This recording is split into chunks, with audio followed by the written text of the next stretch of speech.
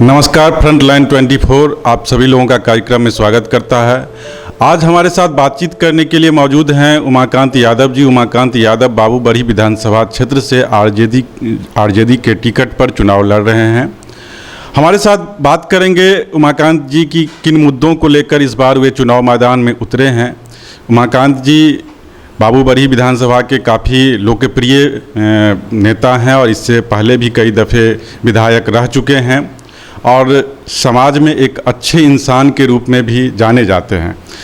तो मेरा पहला सवाल होगा इनसे। पहले तो उमाकांत यादव जी, आपका कार्यक्रम में बहुत बहुत स्वागत है। मेरा पहला सवाल ये है कि आप इस बार चुनाव मैदान में हैं। पिछली बार आप सपा के टिकट पर चुनाव में थे। क्यों ऐसा हुआ कि सपा के साथ आपको जाना पड़ा? सबसे पहले तो आप अपने चैनल पर हमको बुलाए, आपको बहुत बहुत धन्यवाद, बधाई। हम ओरिजिनली आरजेडी के वर्कर हैं और आरजेडी से ही हमने 2003 में, 2005 के फरवरी में और 2010 में विधायक बने थे। 2015 में मेरा सीट चला गया गठबंधन में। गठबंधन में गया तो हम समझ नहीं पाए और पार्टी की तरफ से हमको कुछ कहा नहीं गया। हम जिस समय में, बहुत लंबी बात है, जिस समय में पार्टी टूटने की बात हुई थी, बहुत लोग हमको कहे थे जो आप इस्तीफा करके चलिए, उसमें एमएलसी बनेंगे वगैरह वगैरह, बहुत सारी एमपी पर, उस पर नहीं जाना है। तो हम चुनाव लड़ गए सपा से। सपा चूँकि वो भी समाजवादी पार्टी है और देश के सबसे बड़े नेता माने जाते हैं समाजवादी में, माननीय मुलायम सिंह, नेताजी मुलायम सिंह यादव। हमको लालू जी के साथ रहना था तो सोचे दूसरे जगह से चुनाव लड़ेंगे तो यहीं से लड़े, तो हम उसमें लड़े। लेकिन कभी हम लालू जी के खिलाफ में, माने राजद के खिलाफ में हम वोट नहीं मांगे। क्षेत्र में हम लोगों को कहते थे जो हमको यदि आप वोट दीजिएगा हम जीत के जाएंगे तो लालू जी के साथ रहेंगे। हमारी स्थिति भी अच्छी थी। 5 तारीख को हमारे यहाँ चुनाव था। राष्ट्रीय अध्यक्ष जी हमारे लालू जी आए तो उस समय में स्थिति बदल गया। अच्छा खासा वोट मिला, चूँकि बचपन से ही पार्टी में लगे हुए थे, लोगों का सेवा करते थे तो लोगों का आशीर्वाद अच्छा मिला। और चुनाव होने के 5 दिन के बाद ही हम लालू जी के यहाँ जाके, हम अपने राष्ट्रीय अध्यक्ष के नज़दीक जाके समर्पण किए, उनको आग्रह किए जो आपने हमको रोका नहीं, हम लड़ गए चुनाव। मैं इस पार्टी में हूँ, ये पार्टी मेरा है, हम इस पार्टी के वर्कर हैं। तब से फिर हम राजद में हैं। ये गलती हमसे हुई थी, लेकिन जनता का जो स्नेह और प्यार हमको मिला, हम बचपन से जो समाजवादी विचारधारा के लोग रहे, जितना जनता का सेवा किए, वो टिकट भी एक हिसाब से हमको ये बतलाया जो सेवा का फल ज़रूर मिलता है। पद मिलना तो एक संजोग, सौभाग्य है, जीत हार लोगों को लगा रहता है। लेकिन हमको बहुत अच्छा वोट मिला, जो किसी को नहीं मिला उतना वोट हमको मिला। लेकिन हम धारा के विपरीत गए थे, हमको कहा नहीं गया था, इसलिए आला कमान हम लोगों के बाद में महसूस भी किए। फिर हम राजद में हैं, राजद में ही रहेंगे।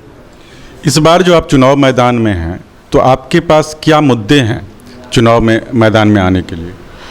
इस बार का जो मुद्दा है ना श्रीमान, सो मुद्दा का कोई अंत ही नहीं है। बिहार में तो कुछ है ही नहीं। बिहार में तो सारी चीज़ें 15 साल में हम लोगों के शासन के समय में कहा जाता था जंगल राज, लेकिन ये तो महाजंगल राज में भी महाजंगल राज है।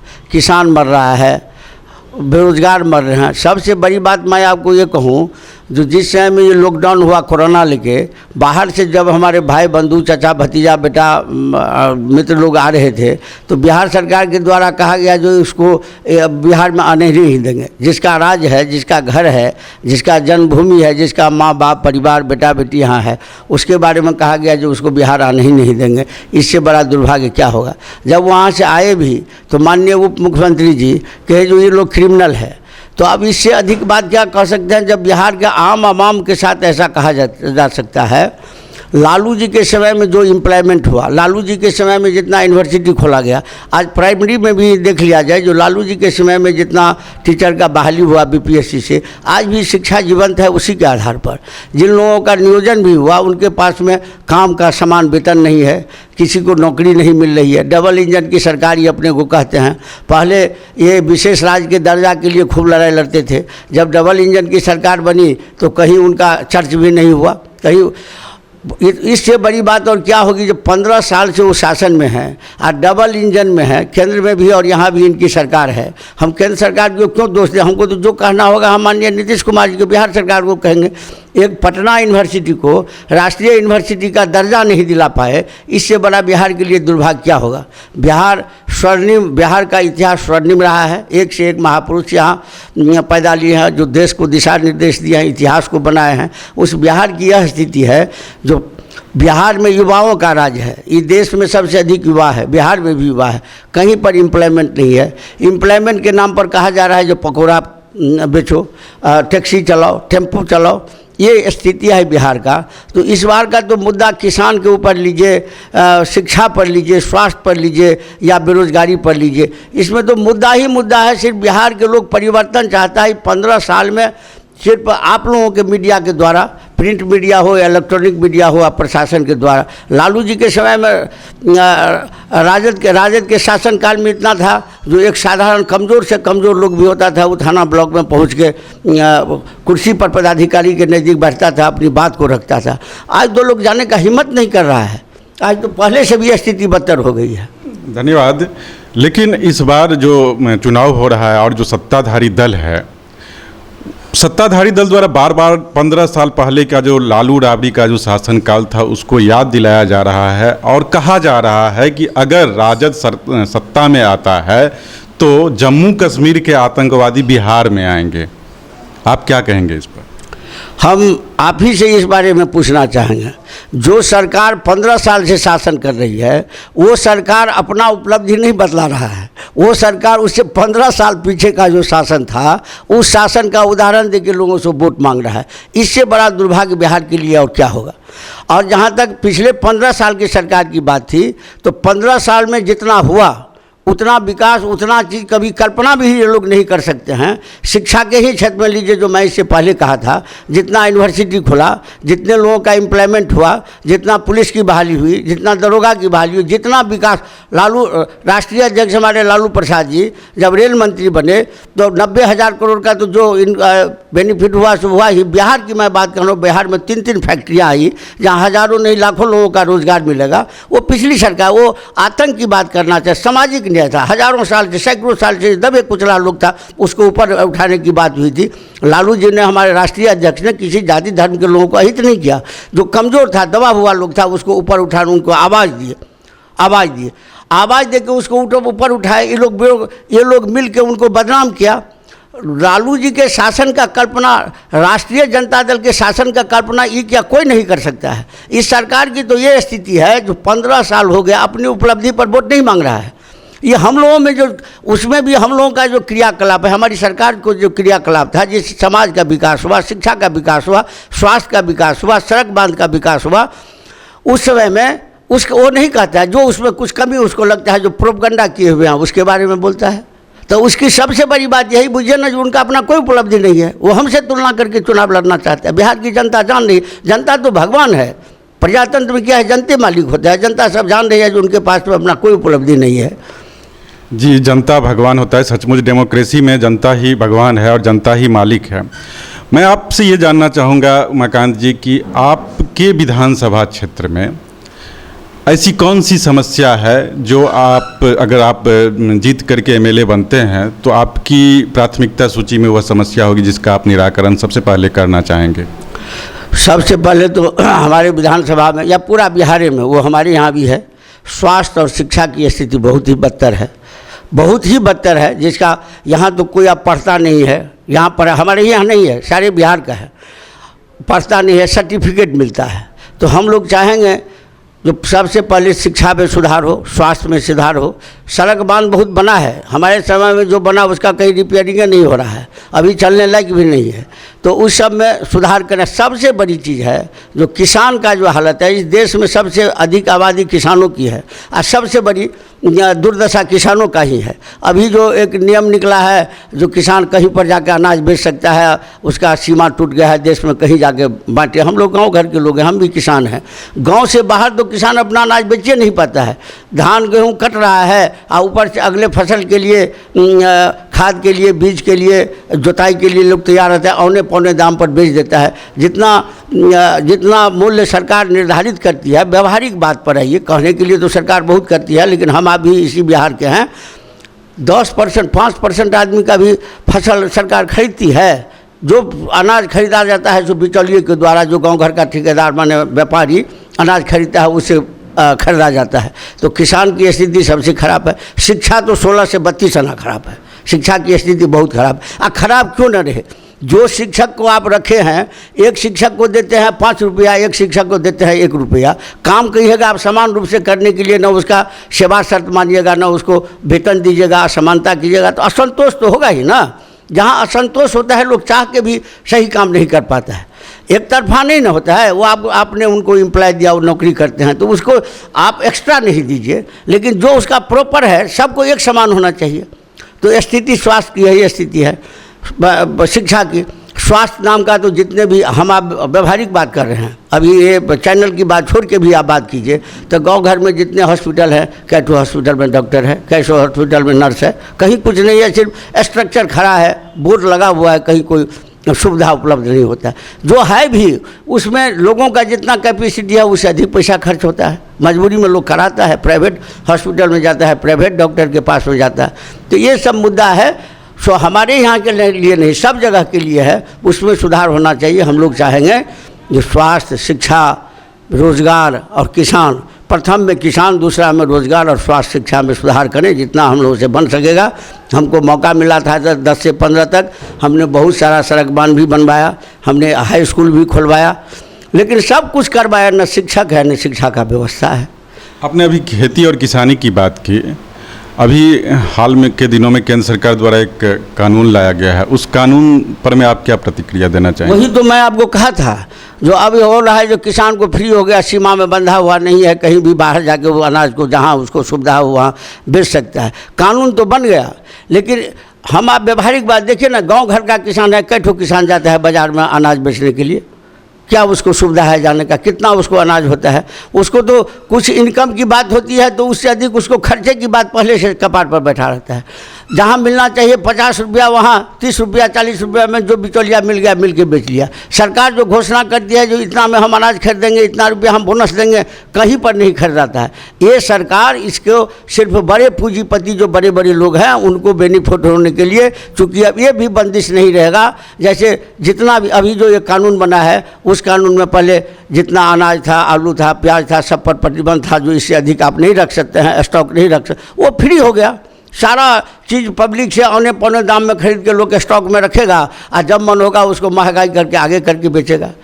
ये सरकार जब तक केंद्र में नहीं थी, 50 रुपये डीजल पेट्रोल हुआ था, आप लोगों को भी याद होगा, हमको याद है। तो बड़े बड़े लोग इस देश के जितने थे सत्ता में लेके राज्य से लेके केंद्र तक सारे लोग धरना, आज तो 100 छू रहा है पेट्रोल। ये पैसा कहाँ जा रहा है, किससे लिया जा रहा है? हम ही लोगों से लिया जा रहा है ना, हम ही लोगों माने आम जनता से लिया जा रहा है। तो ये जितनी भी पॉलिसियाँ आई है, कहने के लिए तो सब फोकस होगा जनता के ऊपर, लेकिन वो बड़े पूंजीपति को और पूंजीपति बनाने का देश बिक रहा है। देश बिक रहा है इसलिए कहते हैं जो एक आध चीज़ बिके तब ना उसका नाम लिया जाए। जब हवाई जहाज़, रेलवे स्टेशन सब कुछ बिक रहा है तब तो कुछ यहाँ बचा हुआ ही नहीं है।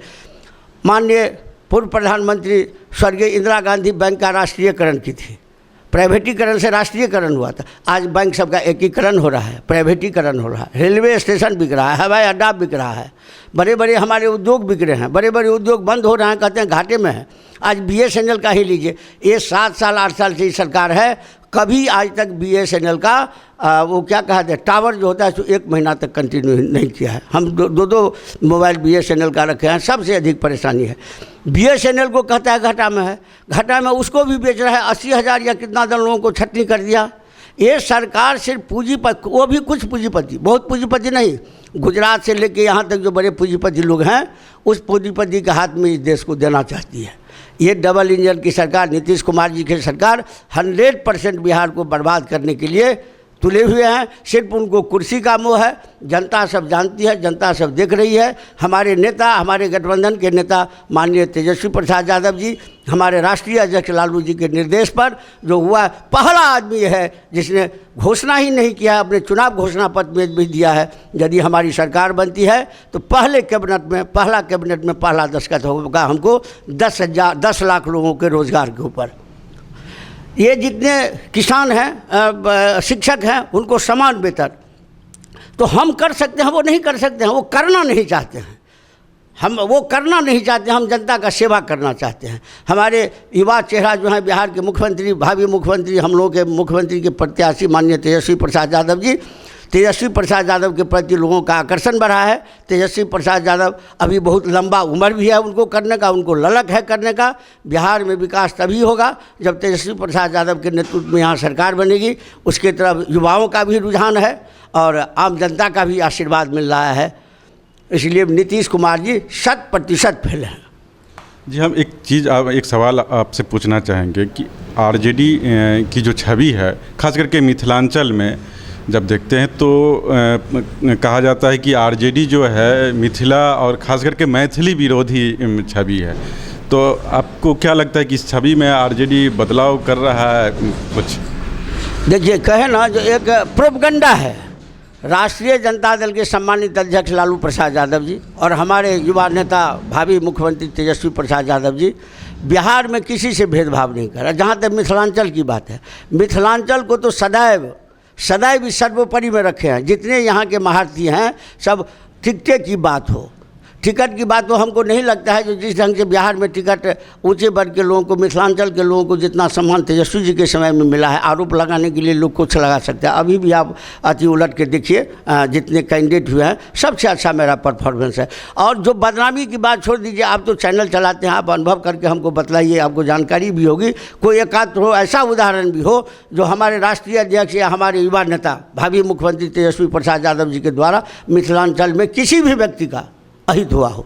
वो मिथिलांचल को तो सबसे उच्च श्रेणी में रखते हैं, कहते हैं विद्वान का जगह है वो, यहाँ का व्यवहार, यहाँ का भाषा इतना मिठास है, यहाँ के लोग इतने मृदुभाषी हैं जो जिसका कहीं कोई शानी नहीं है। मिथिलांचल के साथ उनका व्यवहार सदैव भी किसी से अच्छा रहा है, किसी से अच्छा रहा है। लेकिन अभी जो है मैथिली को पाठ्यक्रम में शामिल, प्राथमिक शिक्षा में शामिल करने की मांग चल रही है और अष्टम अनुसूची में शामिल होगी। इसके बावजूद अभी हम लोग संघर्ष कर रहे हैं। क्या आप अगर चुनाव जीत करके जाते हैं तो क्या आप इस मुद्दे को सदन में उठाएंगे? हम तो सर उठाएंगे ही नहीं। हम तो मिथिला भाषी हैं, मिथिला के जितने लोग हैं सब मैथिल भाषी हैं। और ये हमारी सरकार थी तब तक ये नहीं हुआ था। जब से ये डबल इंजन की सरकार हुई, माननीय नीतीश कुमार जी हुए, तब से ये बात हुई है। और मैं आपको विश्वास दिलाता हूँ, हम यदि चुनाव जीत गए और हमारी सरकार बनी, हम चुनाव जीत के गए तो आवाज़ तो हम उठाएंगे ही, लेकिन हमारी सरकार बनी तो इसमें हम संशोधन भी करेंगे। क्योंकि हम अपने नेता को भी जानते हैं, उनके नीयत को भी जानते हैं, और उनके मन में मिथिलांचल के प्रति भावना है इसको भी हम जानते हैं। इसलिए हम इसको संशोधन भी करेंगे और जितना मैथिली भाषा के साथ अन्याय हो रहा है उस अन्याय को हम लोग रोकेंगे और हमारी सरकार इसमें सुधार भी करेगी। लेकिन ये सरकार जो रहेगी डबल इंजन की सरकार, माननीय नीतीश कुमार जी की सरकार, उनको कुर्सी के अलावा और कुछ नहीं चाहिए। कोई मरे, कोई जिए, कोई किसी का भाषा ख़त्म हो जाए, कि बीमार पड़ जाए, उनका कुर्सी बचा रहे, इसके अलावा उनको और किसी चीज़ से मतलब नहीं है। जी धन्यवाद। अभी जो सिटिंग एमएलए हैं आपके कपिल देव कामत जी, पंचायती राज मंत्री भी हैं, उनको आप कितना नंबर देना चाहेंगे? नहीं, कपिल देव बाबू आदरणीय हैं, श्रद्धेय हैं, हमारे विधानसभा के वो अभी वर्तमान में मंत्री भी हैं, उसमें नंबर देने की बात नहीं होगी। वो हमारे आदरणीय हैं। जो जनप्रतिनिधि हैं वो हमारे आदरणीय हैं, वो हमारे यहाँ के विधायक भी हैं, मंत्री भी हैं, वो हमारे लिए आदरणीय हैं। जी धन्यवाद हमसे बात करने के लिए। फ्रंटलाइन 24 का यह कार्यक्रम आपको कैसा लगा, फीडबैक देने का कष्ट करें। और आप अगर इसी तरह के और कार्यक्रम देखना चाहते हैं तो हमारे चैनल फ्रंटलाइन 24 को लाइक, शेयर और सब्सक्राइब जरूर करें। धन्यवाद।